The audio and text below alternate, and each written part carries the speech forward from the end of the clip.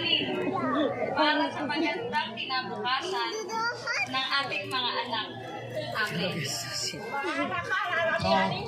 Napakahalaga po nun. Alam niyo po, natago mo na yan? Pabudgetin, yung pamasahe, baon, pambayad ng kuryente, internet, pabahala doon. Ayan. Alam niyo po, sa very practical at sa seremonya, talagang ang Diyos ay nagpo-provide. Kailangan Yan, paborito. Hindi ako. Paborito, ikaw na nga ako. Hindi naman katawar sa iyo, no? Ang lalaki na Ayan, si Julian na nalabunot. Pero ngayon, ang babae ay may trabaho din. Ang lalaki ay may trabaho din. So, nandun pa rin yun. Papasok pa rin yung prinsipyo ng conjugal, ang tawag naman na para sa mga legal na, conjugal property, conjugal ownership. Kaya iisa yun. Kahit na in-entrega ng lalaki ng babae, ang babae din naman, kahit na yung kanyang sweldo, ayun ay para sa kanila ng kalulong. Wala na rin distinction na sa kanya, sa kanya. Hindi akin. Amin at ang ayaw. Pangalawa, may sarili na siyang pamilya, nakabukod na sila sa kanilang mga magulang, at pagtatayo, tatatag kayo ng sarili na kayong budget ninyo, kayong maging buting katiwala ng Diyos. Sa good stewardship, kailangan ang buhay. Amen. At ngayon, ay aking Manbag! Wala naman eh.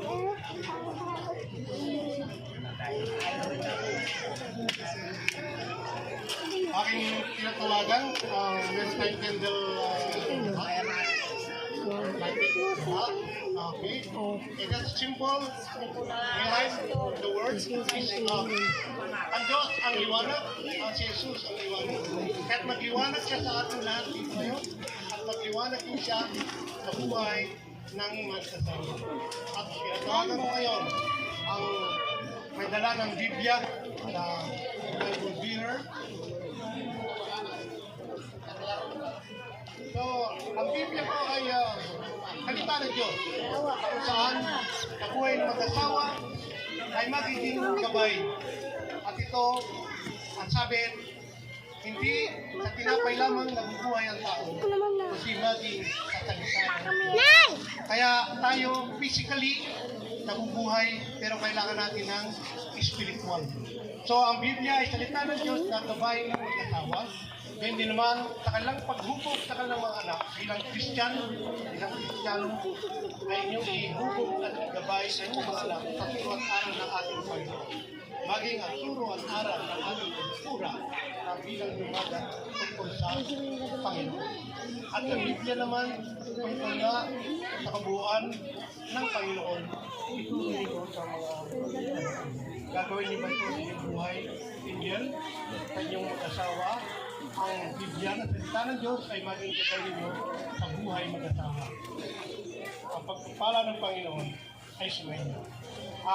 The family that prays together, diba? Sabi nga may together. Ang pamilyang nananalangin at sama-sama nananambahan ay nagkakaisa at nagkakasundo at matibay na pundasyong pamilya. Amen. Tinatawagan ko po ang may hawak ng cord o ang pagpigkis. Ito ay simbolo na pinagbibigkis at pinag-iisa natin ang ating kinakasa.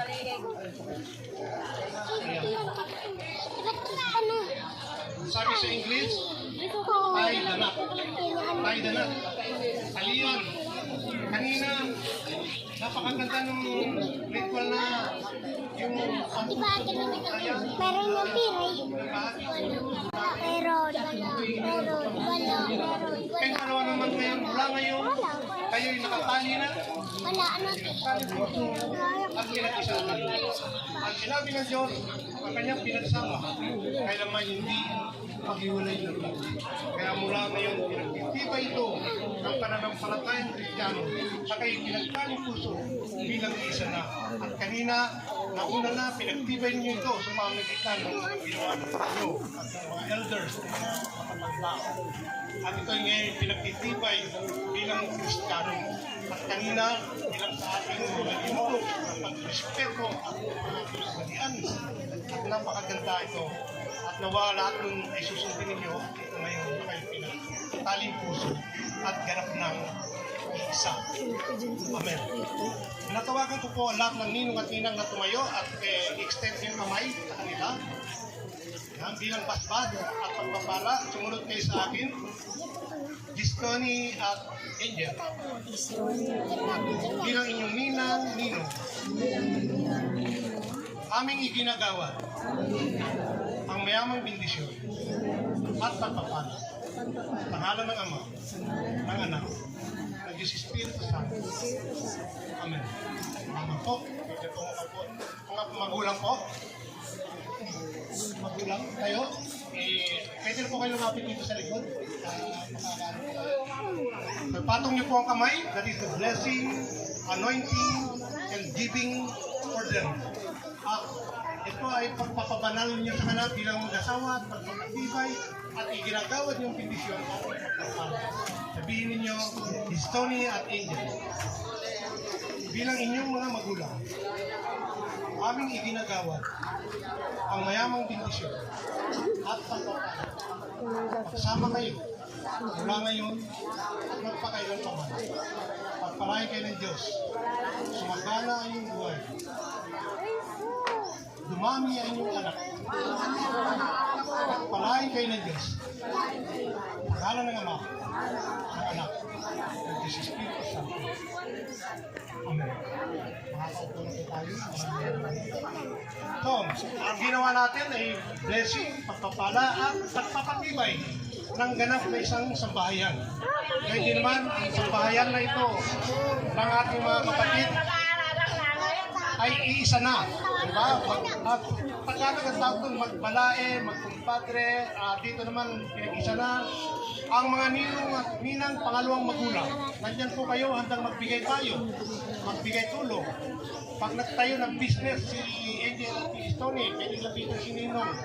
Ayun, yung pinipang Ninong dyan ng Kininang, asa ba siya kapitana pa? Ayan, yan ang mga, pero kahit sino, basta Ninang, pangalawang magulang po. Handang magbigay payo, o ano man yung pangailangan makasama, nagtayo ng business, yung pautangan nila ng una. Bigay na yung una. Pero that is material thing. Hindi yun ang mahalaga. Ang mahalaga yung relationship. Isa na kayong ganap na pamilya. Kita-kita kayo sa mall. Makita-kita kayo sa bundok. O, kumpare yan ah. Si, ano ba yan ah. Makakakilala na po ba kayo lahat ng magkukumpare? Lahat, yung iba may parang lakas, parang polo. Ayan. Pag nagsalubong kayo sa Robinson, parang tingnan niyo po yung mga kumadre niya. Baka mamaya magpapos sa mga okasyon. So that is a relationship. Ganap ng pamilya. Bahagi. At ito na lang pangalagang relasyon ninyo ngayon.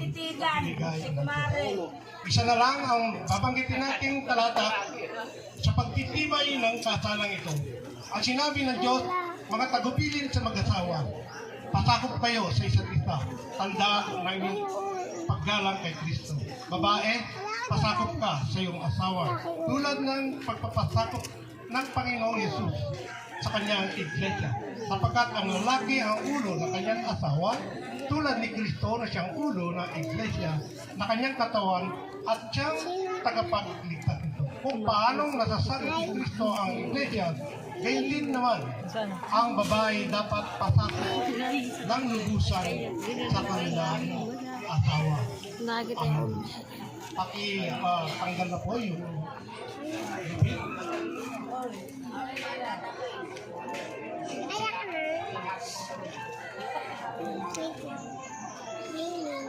Hinahayaan kong tumayo, ang ating pinakpan.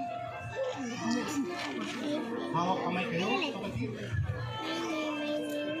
Ito yung huling tagubilin. Ang sabi ng Panginoon sa aklat ng Efeso, lalaki, mahalin mo ang iyong asawang babae, katulad ng Panginoong Kristo na minahal. Babae, asapot sa asawang babae. Ang kagaling, binasa natin sa Biblia, sa Diyan. galing sa balikan. Kaya babae, huwag mong aandirin ang asawa na pasabong ang babae sa asawa. Lalaki, ikaw ang pangulo ng tahanan. Galang mo at mahalin mo yung asawa. Sinabi, Hindi, hawakan natin. ang makabago pa lang ngayon ay bawsi. Kailangan may karapatan, equal right. Marami na kayong rights sa women, lalaki. Marami na kayong rights sa women. Meron na nga naman silang. Kanya ka, unawain mo, ang pangulo ng tahanan, you're the head of the family, the responsibility, ang responsibilidad, ang tagapangunan, babae, katuwang ka na yung asawa, katuwang yung mga anak. Oh, tinala. Ang asawang although, oo nga, sinabi natin na pasabog, hindi naman sasabihin na lang, ako masusunod, akong hari. Sasabihin ng babae, akong reyna, akong masusunod. Hindi, pareho kayo. Ang kailangan nyo magdiskutuhan at magmahalan. Lalaki, ang ilaw ng tahanan ng asawa na babae. Huwag mong pupundihin ang ilaw. Saan ba? At ikaw ilaw, lalo kang mag-iwanan sa iyong asawa. Lalaki. Nangangako ba kayo na isusunod yung ilaw ng asawa? At ang muli ng tagbilin, maging mabuting katiwala kayo ng lahat na pinagkatiwala sa inyo. Pagkakatiwalaan kayo ng anak, pagkakatiwalaan kayo ng pagkakuhayan mo sa iyo, pangalagaan niyo po. Lalo, spiritual, pangalagaan niyo po. At laging magmula sa inyong kanan, ang Panginoon. Pangkita natin kayo. Ako nabibingi. At sa inyong kalagitnaan, ang Diyos ang magdalay. Kailangan ba kayo para matagba ang kapana? Sabi na sa aming Diyos na banal at dakila, aming Diyos na kayo, makasama. Pagpalain mo sila, Ama. Maraming anak ang mga panalangin ng mga Diyos, masagalang buhay, masayang buhay, at sila ay tatamaan ng Panginoon.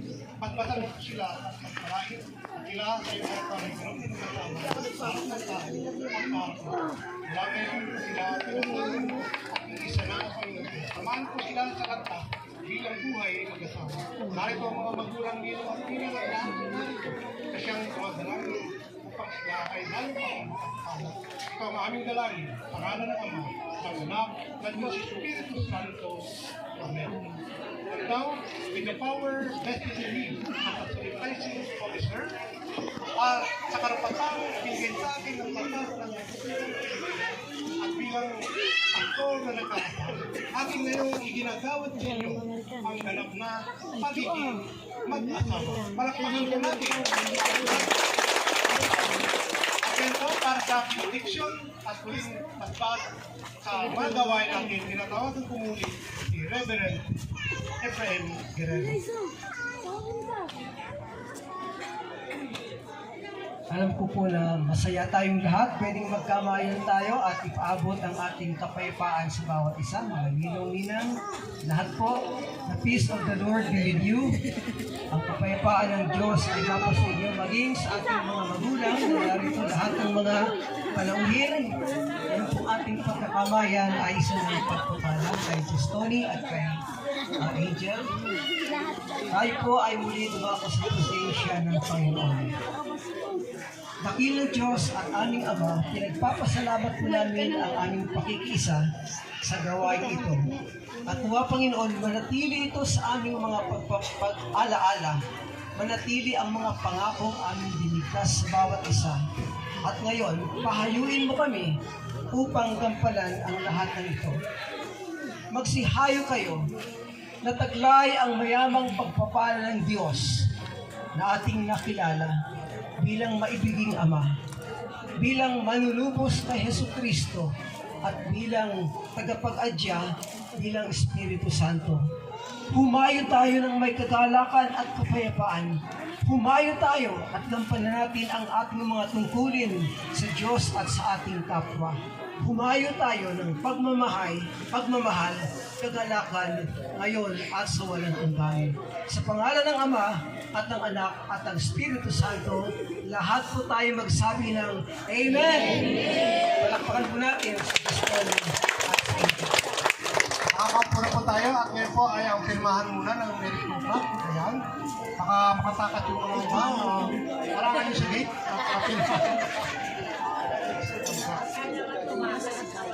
Picture lang pa, picture.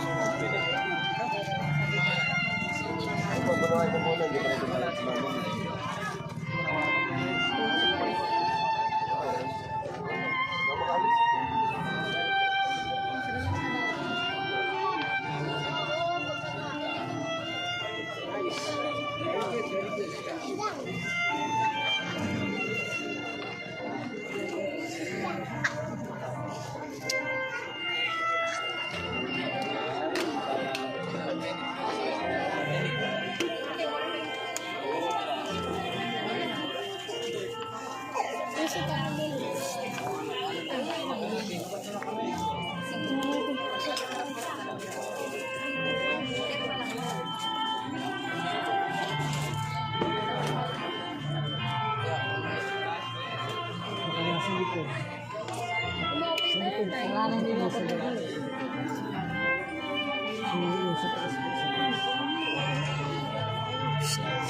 Sino lang?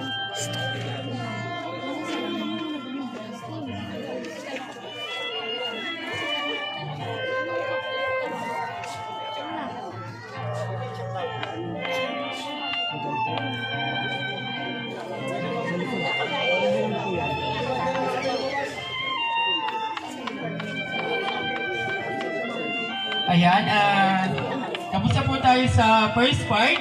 Dako lang po tayo sa second part po ay ating lunch po, ha? Ito po mga ninong at ninang, dyan lang po kayo sa inyong puay. Kaya nyo pong magsaserve po yung ating catering sa inyo. Tapos po yung mga nasa labas po, mamaya po after po mabigyan yung mga ninong at ninang, pwede na po kayong pumila dito po. Ha, yung maayos po na pila. Ayan po, maraming salamat. Ayan. And then po mamaya po mga ninong at